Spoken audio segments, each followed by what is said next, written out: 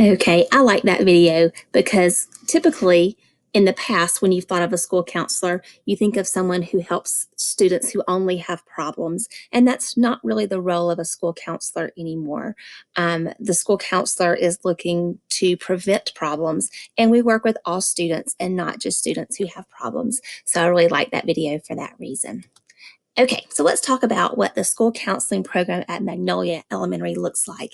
And the numbers I'm going to show you are for the first semester, August through November, the end of November, maybe even into the first week of December, some of these numbers. And it's also going to talk about, as we go through these slides, it'll kind of show you what the school counselor in an elementary school does as well. All right. So the first number I'm showing here is 153 individual sessions held. That means that I've held 153 sessions one-on-one with students, just me talking to a student in my room. Of course, this year those look way different. We are sitting way far back from each other and we have our masks on, but we're still meeting with students this year. And students can make appointments a variety of ways. This form right here that's on the left, this is a little half sheet of paper that students can get from their teacher or from me, and they can fill that out and let me know they need to meet with me. In just a second, I'm going to show an online form as well they can do. This form right here is the school counseling referral form, and I'm going to click on that. And that is what teachers use to refer students, but also this is available to parents. And I really don't think a lot of parents know that this is available to them. And it's under School Life on the Magnolia Elementary webpage. It's under School Life and then Counselor. And when you click there, it is school counseling referral form. And it's right there for parents who need to make a referral. And in our small school, a lot of parents will just email or call, and that's great as well. This is another option for parents that we have system-wide. It's on all of our websites as well. So that is one way that parents can make appointments. Let me go back to our presentation. There we go. Students can also make appointments by just telling their teacher that they need to talk to me, and teachers are really good about emailing or texting me and letting me know that a student needs to meet with me. So those are two ways to make an appointment for students. Another thing that students do, and this is new this year, we developed this in March when we went virtual for COVID. This is an online student check-in form, and I have really loved this. It is found in Schoology. The kids can get to it through Schoology. And it's also on the website as well. But all they do is they go to Schoology and they click on this little thing that says check in with Miss Blake. And when they click on it, this form pops up, and this is a form they can use to make an appointment, or they can just say, hey, and just tell me something exciting. Maybe they got a new puppy, or they had a football game and won their game. I get lots of kids that just check in and want to tell me things because I'm not able to see the kids like I did last year in every classroom. So they just fill this out. They put their name, they check their teacher. Basically, students that are at school, 2nd through 5th grade, use this. It's open for kindergarten and 1st grade as well, but typically 2nd through 5th graders will fill this out. I have some younger students whose parents help them at home fill this out as well. So they just give me the face that shows how they're doing that day, and then they can type in if they want to share something with me, or if I can help them with anything. They've got some choices down here about what they need help with. And then they tell me whether they would like to talk face to face, or they would like me to email them, or neither. If they're just sharing some good news with me or something fun with me, or just saying hello, they'll usually check neither, that they're doing fine. Then they have a chance to provide their school email address as well. And then this is our statement of confidentiality right here at the bottom. This is actually a poster that I have hanging in my classroom. And we always go over this with students. We kind of let students know that what they say in my room stays in my room, except if someone's hurting them, if they're hurting someone else, or if they're hurting themselves. We go over that with students, and I just let them know that I can't keep it confidential if those three things are happening. Whenever I meet with students, I always tell them that they need to share things with parents, that they're always welcome to share with parents. And I actually encourage them to go home and talk to their parent if they've talked to me. We always talk about that we don't keep secrets from our parents. And so our parents are always there to help us. So that's there as well. Okay, let me go back down, go back to our presentation. So I've had 125 check-ins on that virtual form. That doesn't necessarily mean it's 125 different students, but it has been filled out 125 times this year. And I think that's kind of neat, especially to keep up with my virtual students at home and those students I don't see weekly like I'm used to seeing in the past. Okay, another thing I do is I teach class lessons. So this year so far, 144 counseling lessons have been taught. So basically the way that works at Magnolia is students get a counseling lesson every other week. And so some of the topics have been addressed this year. You can see them right there. We always start with the role of the school counselor. We talk about how to make an appointment and what I'm here for in the school. And then you can see all the other different things that we've done this year. If you're interested in looking at what a school counseling lesson looks like, you can log into your child's Schoology account and click on counselor. There's a little course that says counselor, and then you can see all the lessons that we've done this year for all the different grade levels. So that's there as well if you're interested in what a school counseling lesson looks like. They look different this year. My teaching style is more hands-on games, role play, play, just different things. And of course, school looks different this year. So hopefully we can get back to all the fun stuff next year. But I still think we've done some fun things this year as we've talked about social emotional skills and learned about that this year. Okay, so hopefully you've heard of PACE. PACE is a system-wide initiative, and it stands for Positive Attitudes Change Everything. And each year we have 9 character skills that we address with students and teach those values at school. So this year we have learned 4 so far, and the students have received lessons on those as well. In addition to lessons, Dr. Faust does daily announcements and talks about the PACE character skill, and then teachers reinforce those in their classrooms as well. So in the past, we have had school-wide assemblies to recognize student achievement. This year, those look a little different. We can't have our assemblies, of course, but we are still recognizing students this year for their achievements. And so we have, and I'm going to go on the next slide to tell you this. We have given out 179 awards this year. The PACE Award, that is for students who are leaders of whatever character skill that we are learning about that month. So teachers or students nominate other students in the classroom for these awards. So we have the PACE Award. Student of the Month award is just students who are demonstrating the big 3 that we talk about at the beginning of the year, which is being responsible, working up to your potential, things like that. And so we have Student of the Month award. And then we also are recognizing the reading awards this year. Millionaires for 3rd through 5th grades. That means students who have read 1 million words or more.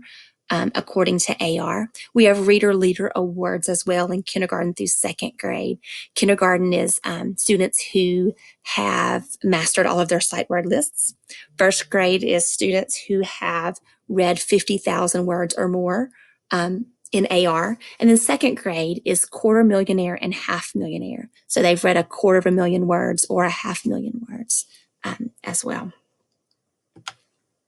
All right, another thing that I do as the school counselor is I am in charge of PST. So PST is the problem-solving team. So the problem-solving team meets every month, and we identify students who need extra assistance in academic areas or with behaviors. Dr. Faust and I work on this together, and then teachers as well, and our academic coaches help with this as well. We coordinate interventions and report their progress through monthly meetings. And we're just making sure that none of our students slip through the cracks. We're always looking for ways to help our students academically, socially, and emotionally. As the school counselor, I've coordinated 5 special initiatives or events this year. In August, each student, when we came back to school, each student participated in a back-to-school COVID lesson. And that was new this year. And that's kind of where we just talked about what school would look like this year. We talked about mask wearing and washing our hands and why we were doing these things. And it was a really good lesson and a good way for the students to share how they felt about coming back to school and all these new safety procedures. At this point in the school year, it's second nature to the students. keeping their distance, washing their hands, wearing their masks. So we had to start with that in August, and it was a really good way to begin our school year. In September, we welcomed lots of new students to Magnolia, students in 1st through 5th grade who had changed schools and never been to our school before. We recognized those students and gave them a special gift just to say, welcome to Magnolia.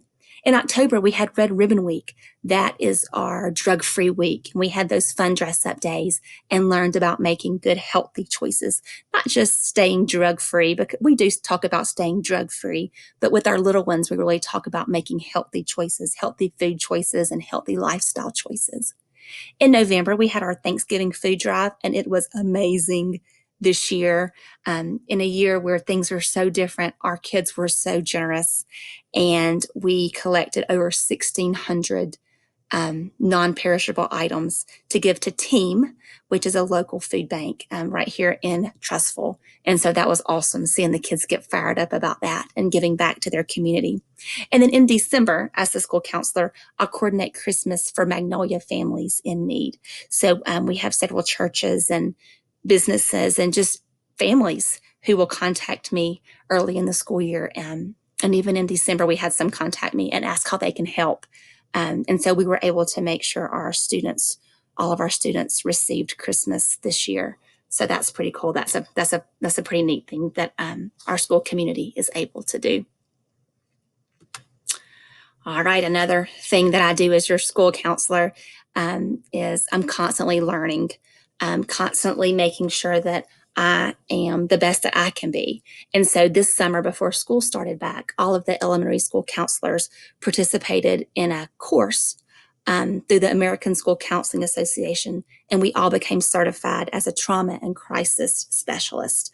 So that was actually a 50-hour course that we did through the summer. So that's been very helpful and will continue to be helpful as we come back to school after the winter break and continue dealing with the effects of COVID and the way that our world is right now. So that has been very beneficial.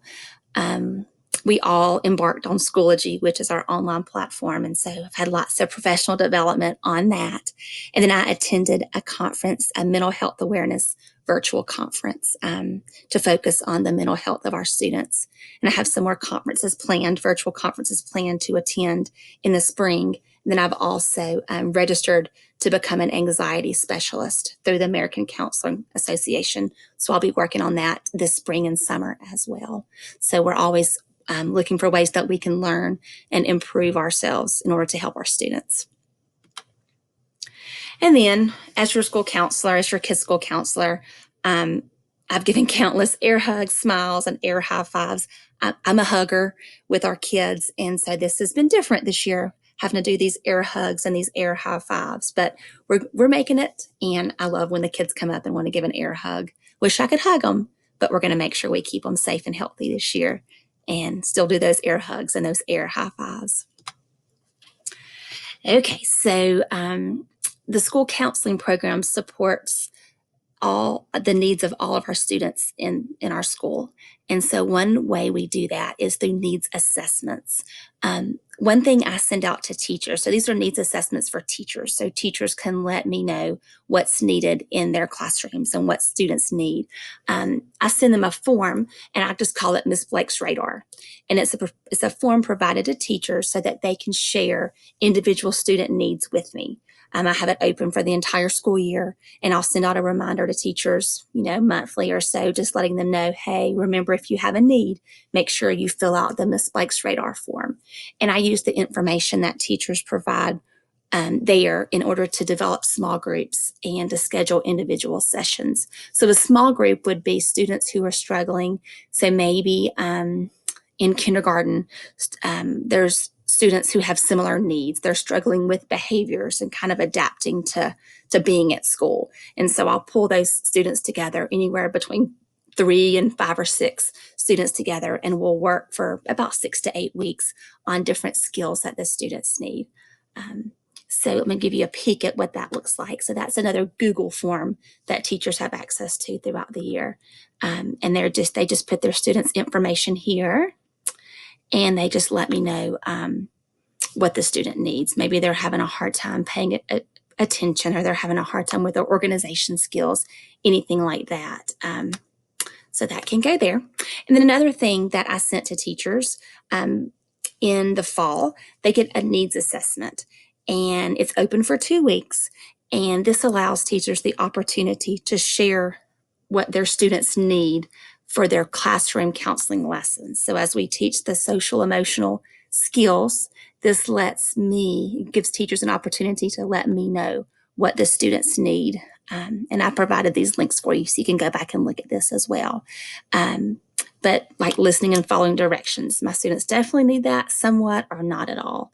There's just different things here. So that way we're looking at what students need and planning those lessons to hit those needs, target those needs to help our students be more successful.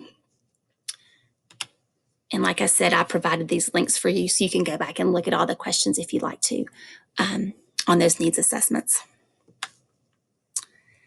Another thing that we do in the counseling department is all the elementary counselors get together over the summer, and we develop a counseling calendar for the school year. And this is what kind of guides the counseling program at Magnolia and at the other schools as well. And this gives you an overview of what that looks like. We have competencies. We have skills that we have to teach each year.